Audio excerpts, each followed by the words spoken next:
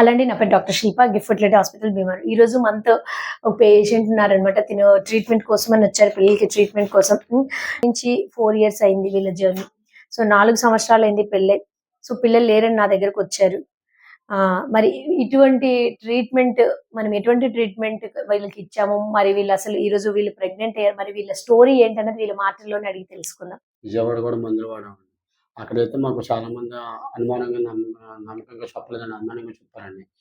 తర్వాత మీరు మాకు పరిచయం అయ్యారండి. ఆ తర్వాత మీ మీద మేము వచ్చామండి. వచ్చిన తర్వాత మాకు ఒక నెల మందులు వాడామండి.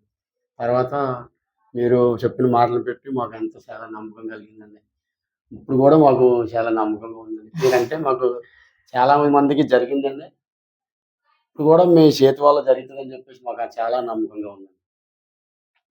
యాక్చువల్లీ మీరు క్యాంప్ ద్వారా రిజిస్టర్ చేసుకున్నాం. సో క్యాంప్‌లో అంటే ప్రైజెస్ అనేవి కూడా చాలా తక్కువకి మనం చేయటం జరుగుతది. సో చాలా మంది పేషెంట్స్ కూడా అఫోర్డబుల్ లేని వాళ్ళే క్యాంప్‌ని అప్రోచ్ చేస్తుంటారనమాట. సో క్యాంప్ టైమ్‌లో తక్కువ ప్రైస్‌కి మనం చేస్తాము.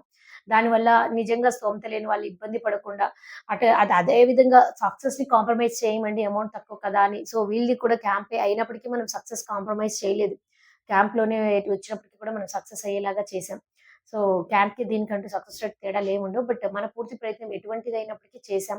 మనం చేయగలిగిన సహాయం మనం వీళ్ళకు చేస్తున్నామనమాట. సో చక్కగా మంచిగా ప్రశాంతంగా ఉండి మంచి పండంటి బిడ్డని జన్మనివ్వాలి అని చెప్పి we wish them all the best from our gift hospital. Thank you so much. Thanks.